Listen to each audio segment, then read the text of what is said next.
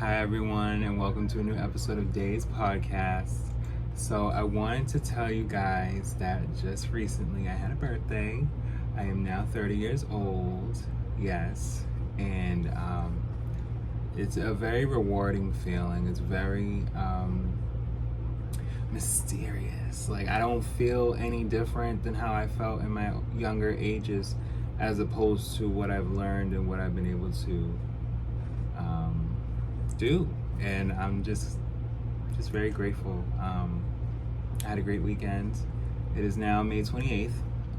My last video I had did with you guys was on Thriller, and it was before I turned 30. So the next video that we're doing today and episode is off of Michael Jackson's Bad album. So resonating with ages, I'm kind of in my bad era. Like, it's like, okay, y'all know me. Don't act like y'all don't know me. It's like, no, but still,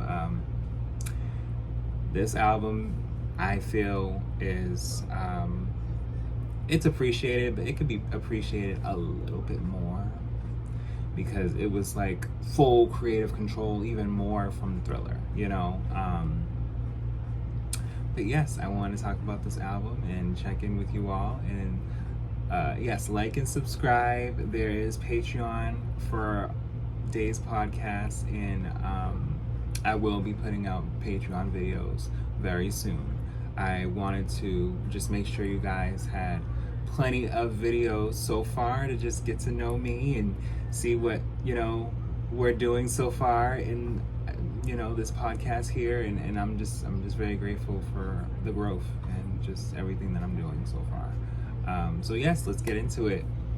As far as with the Bad album by Michael Jackson, it is his 7th studio album. It was released August 31st, 1987. So, like I said in the last video, kind of peeking into what's to come right now. He was 29, literally. Like, a few days after his birthday, this album dropped. He was 29. And so,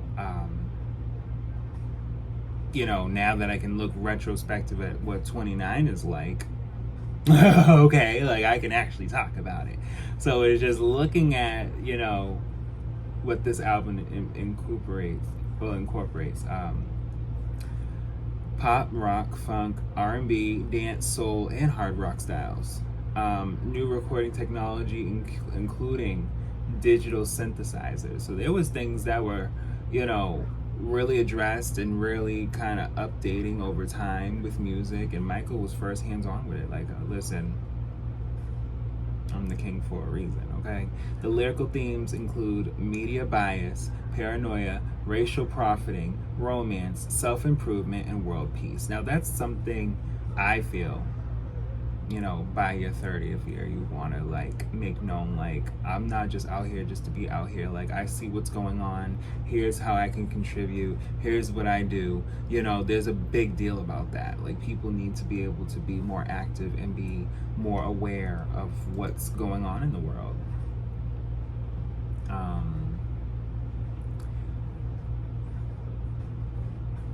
Let's see here. I want to be able to,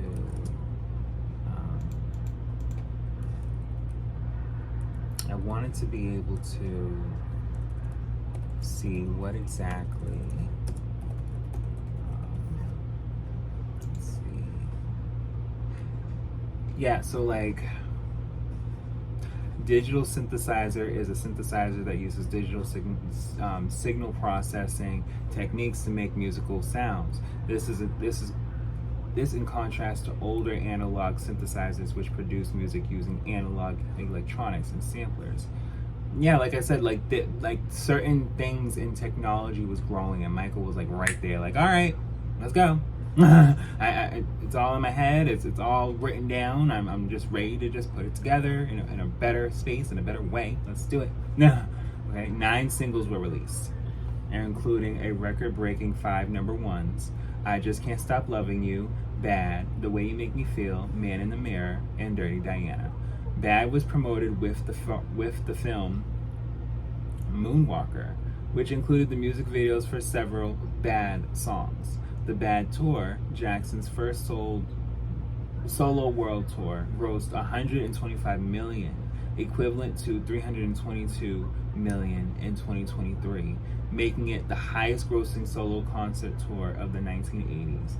Jackson performed 123 concerts in 15 countries to an audience of 44.4 million.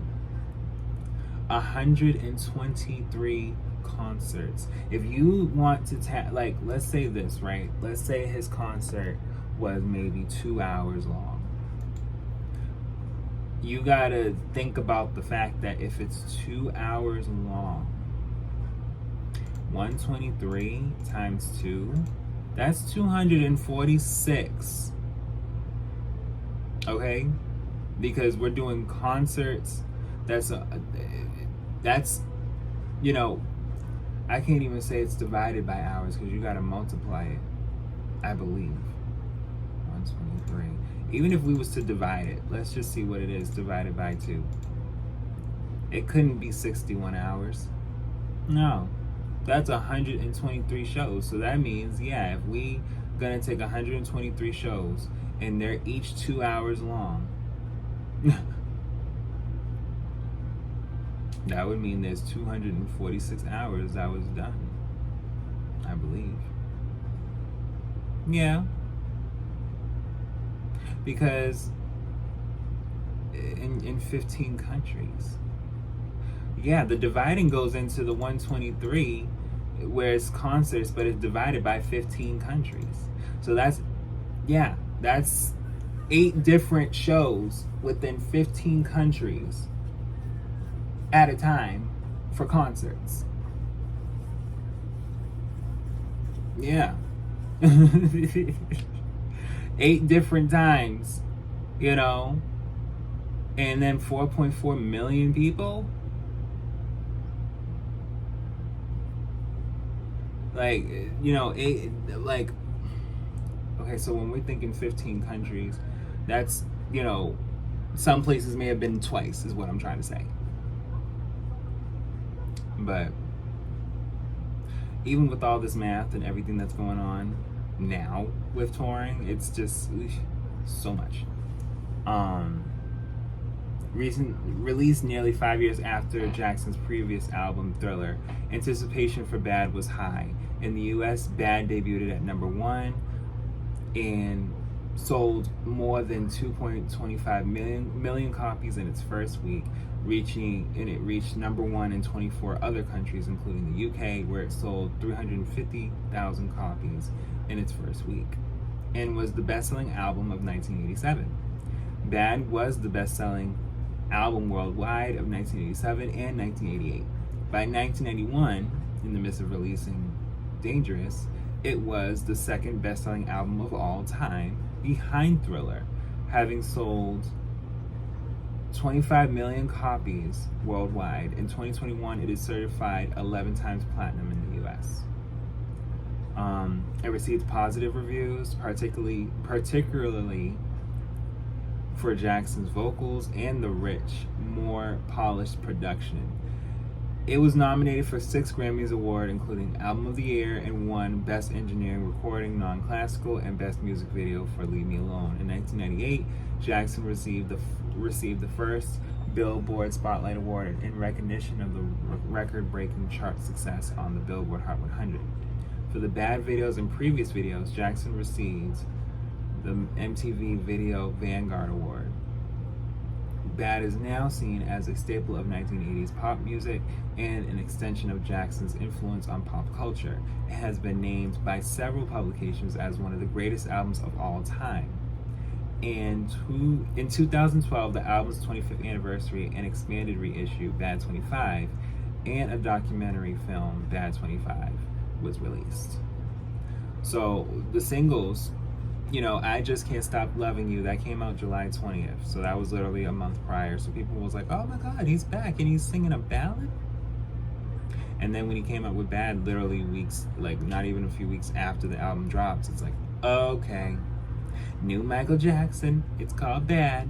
By November, you have The Way You Make Me Feel. So people are like, all right, it's nice and cool outside. And Man in the Mirror by early 1988. January 1988. Dirty Diana was April 1988, April 18th. So yeah, throughout the fall into the summer, he released. And a couple of artists have been doing that even in recent years, where they'll release, whether in the spring or in the fall, and have the album be, pushed throughout the year, and even give out extra, visuals and songs to go with it. Another Part of Me came out July 11th, 1988, the summer song. Smooth Criminal came out by November of 1988. Leave Me Alone came out February 13th of 1989. And then Liberian Girl came out that summer of 1989, but it was only in the UK. So Leave Me Alone was literally the last single. And we didn't get another Michael Jackson album for another year and a half. Or 2 years. Yeah, 2 years, because it was like 1991, which was dangerous. But the first collaboration producer, hold on. Bad was Jackson's final collaboration with producer Quincy Jones, who had produced Off the Wall and Thriller.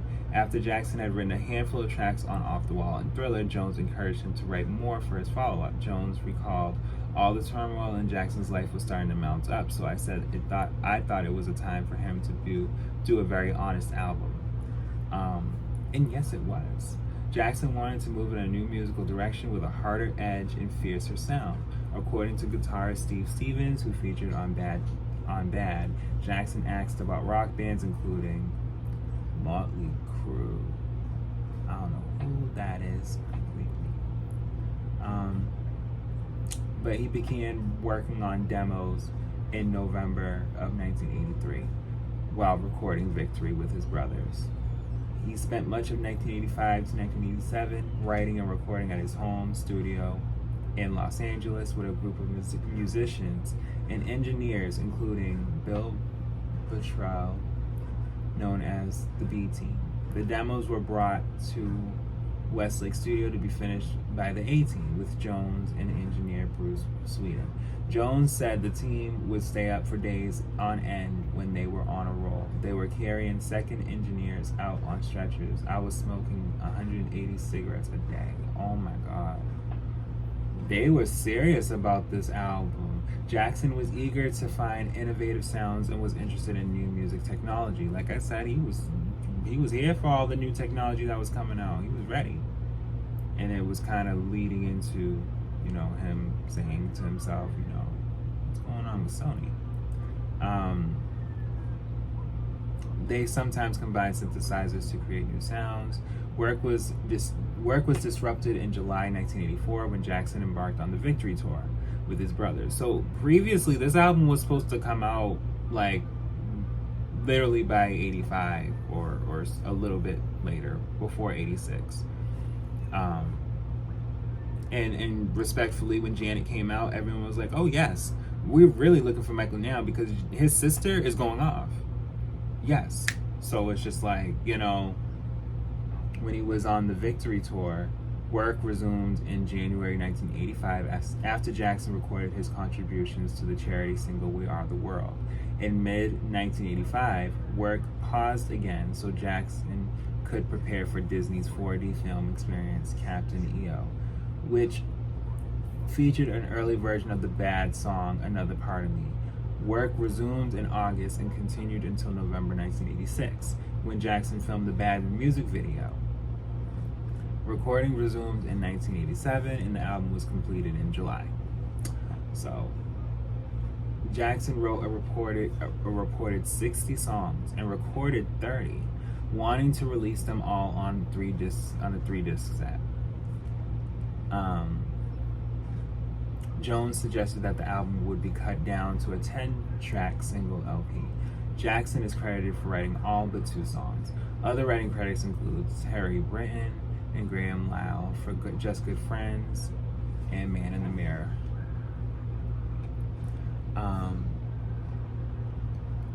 but yes, great album. Very great album. So the title of each song, the songs are, let's start from one, Bad, which, you know, it's very much aggressive. It's in your face. It's like, you know, listen, I'm not that one. Don't fuck with me. And The Way You Make Me Feel, very serenading, you know, letting the girl, guy, whoever you're with, listen, you make me feel good. I'm looking good with them high heels, you know, you just look good. And Speed Demon, that's just something you play when you out. Just didn't. Speed Demon, it is just a great song, it gets you going. Liberian Girl, very soothing. I heard the extended track. I was like, oh my god, this song good. I love it. And Just Good Friends with Stevie Wonder, you know, he was making some really great tracks. And Another Part of Me, you know, that's side 2.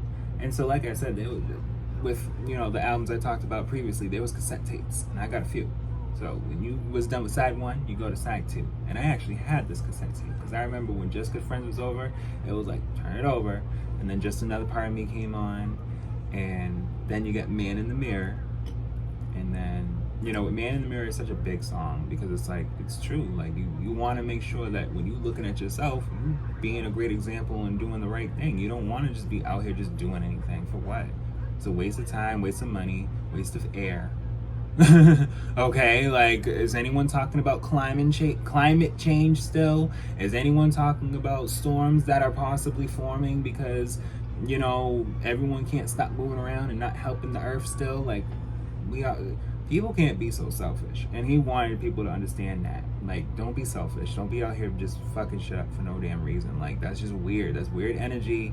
It's not necessary. It's bad. You know what I'm saying? Like, it's just no. Just stop. Literally, stop.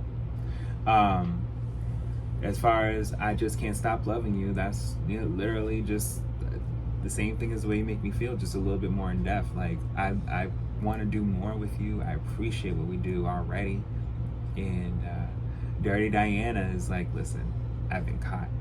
I'm doing something I had no business doing, and this girl keeps having me in a way where I don't need her to have me, because I'm supposed to be doing something else, something very important. And by the end of the song, he gets more caught, and it's like, damn, like, she didn't care. And that's what it be. And it's not often you have an artist where they project the situation where they're at fault. Like, I was fucking up. And it's like, you know, he kept it real. He said, listen, this girl just messed up my whole relationship. She a bad girl, but she messed up my whole relationship. Like, I don't think I'm gonna ever have that girl again. And I can't even say that I want Dirty Diana, even though she's so bad. But it was bad to have her. And then Smooth Criminal, you know, great song. Annie, Are You Okay? Like, just great song. Just the music videos for Dirty Diana, Smooth Criminal, Leave Me Alone, which is, of course, the additional track, which is the last track. You know, the music videos are magical, and they really bring you out into, like, just a trance. Like, it's storytelling. Man in the Mirror, you know, showing different aspects of the world. Like, there needs to be more peace, even to this day. Like, it's been over 30 years since this album has dropped, and still there's a lot going on.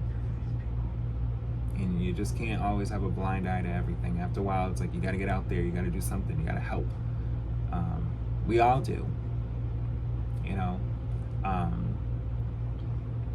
But yeah, as far as the whole track list, we just went through them all.